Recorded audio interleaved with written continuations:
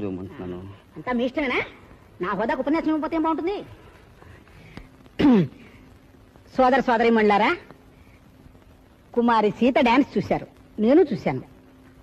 పర్వాలేదు, ఇంకా కాస్త బరువుగా ఉంటే బాగుండేది. అమ్మాయి సావిత్రి పాట పాడింది, పర్వాలేదు. కానీ ఆ పాట ఇంకా కాస్త బరువుగా ఉంటే బ్రహ్మాండంగా ఉండేది.